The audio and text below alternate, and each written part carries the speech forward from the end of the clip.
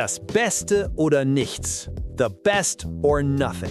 For decades, that wasn't just a tagline, it was a covenant. A promise etched in steel that when you bought a car with the three-pointed star, you were buying a fortress. An engineering marvel designed by people in lab coats who cared more about longevity than profit margins. And then, somewhere along the line, it seems they started choosing nothing. A lot. Hey guys, STV here with a list of the top 5 times Mercedes dropped the ball so hard it cracked the pavement. This one's gonna get some people mad. Let's do this thing. Number 5, the Mercedes-Benz ML320 CDI. On the surface, the second-generation ML class seemed like a huge apology for the first one, which was famously built by rednecks in Alabama with the precision of a stormtrooper. This new one, it looked sharp, the interior was a proper Mercedes lounge, and with the CDI diesel engine, it promised respectable power with Prius rivaling fuel economy. The perfect, sensible, premium family SUV. Except, under that sensible hood lurked a monster. Not a horsepower monster, a wallet-devouring, soul-crushing monster of catastrophic failure. The OM643 V6 diesel engine is, to put it mildly, a piece of junk. It had oil cooler seals that would fail and leak oil all over the engine, creating a disgusting, sludgy mess. But the real party trick was something mechanics grimly refer to as Black Death. Yep. The injector seals fail, letting combustion gases escape and mix with leaking oil, forming a hard carbon crust that entombs the top of the engine. It's the automotive equivalent of Pompeii. Repairing it costs thousands, if you can even find a mechanic brave enough to touch it. It's a betrayal of the highest order. You buy a Mercedes diesel expecting it to outlive your grandchildren, not for it to commit financial suicide before the warranty is up. Number 4, the first-generation Mercedes-Benz CLA. Ah, the CLA, the car that brought Mercedes luxury to the masses. For the low price of a fully loaded Honda Accord, you too could have a three-pointed star in your driveway. What a deal! Or was it? Because what you really got was a car that was Mercedes in name only. It was built on a front-wheel drive economy car platform, and boy, could you feel it. The ride was harsher than a drill sergeant with a toothache. And the interior, my God, the interior. This is not the best or nothing. This is the cheapest we could possibly get away with. The plastics felt like they were recycled from a melted-down Happy Meal toy. That infotainment screen looked like someone forgot to design a dashboard and just superglued an iPad mini to it as an afterthought. The CLA was a cynical cash grab. It was a marketing exercise designed to lure people in with a badge, hoping they wouldn't notice they were driving a gussied-up Renault with all the charm of a tax audit. It's the automotive equivalent of buying a Gucci bag on a street corner. From a distance, it looks the part, but up close, everyone knows it's a fake. Number 3, the Mercedes-Benz R-Class. What is that? Is it a minivan? Is it an SUV? A wagon? The answer is yes and no. The R-Class is what happens when a committee of designers can't agree on anything, so they just staple all their bad ideas together and call it a day. Mercedes called it a Grand Sports Tour, which is a fancy way of saying, we have absolutely no idea who this is for.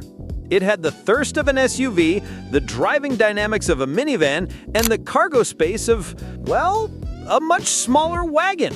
It failed at literally everything it tried to be. It was a packaging nightmare that resulted in a vehicle with the turning circle of a container ship and the visual appeal of a bloated manatee. It's the automotive platypus, a mishmash of parts that don't belong together, creating a creature so baffling you can't help but stare out. It was a solution to a problem that never existed, and buyers responded by, well, not buying it. Good. Number 2. The Mercedes-Benz C-Class, specifically the W203 generation from the early 2000s. This one hurts, because for years the C-Class was the benchmark. The baby Benz was your entry into a world of bulletproof quality. And then, the Daimler-Chrysler merger happened. The Germans got together with the Americans, and it seems the only thing they shared was an accountant whose only job was to scream, "Cut costs!" And the W203 is where you saw those cuts. everywhere. The electronics were famously glitchy, with dashboards lighting up like a Christmas tree in July. But the real sin, the unforgivable crime, was the rust. Mercedes, the company that used to build cars that could survive a nuclear winter, was suddenly building cars that would visibly dissolve in a light drizzle. The wheel arches, the bottom of the doors, the trunk lid, they were all made of compressed rust held together by a thin layer of paint. This wasn't just a bad car, it was an act of self-sabotage. It was Mercedes taking its own legendary reputation for quality, dousing it in gasoline, and throwing a match. It told a whole generation of buyers that the star no longer meant what it used to. Number 1. The very first Mercedes-Benz A-Class, the W168. Just look at it! It looks like an orthopedic shoe. This car is an anti-Mercedes. It's everything the brand was not supposed to be. It was cheap, it was plasticky, and it was deeply, deeply flawed. The German engineers, in a moment of madness, gave it this innovative sandwich floor design. The idea was that in a crash, the engine would slide under the passengers instead of into them. Clever, right? Except that to make it work, they had to raise the whole car up, giving it the center of gravity of a giraffe on a unicycle. And then came the moment that would haunt Mercedes for years. A Swedish car magazine put it through a routine handling test called the ELG test, the moose test. Yep, swerve to avoid a moose and the A-Class will turn belly up faster than a submissive dog. At first, Mercedes did what any giant, arrogant corporation would do. They denied it. Then they blamed the tires. But the videos were everywhere. You simply couldn't hide from it. The company that built its entire identity on impeccable, unflappable safety and engineering was selling a car that would literally roll over if you looked at it funny. They eventually had to recall every single one, fit them with electronic stability control, and completely re-engineer the suspension. The damage was done. The A-Class wasn't just a bad car, it was a public humiliation. It was proof that even the best can fall. And for that, it is, without a doubt, the worst car Mercedes has ever made. Anyways, that's all I've got to say about this topic. And yeah, I'll see you in the next one.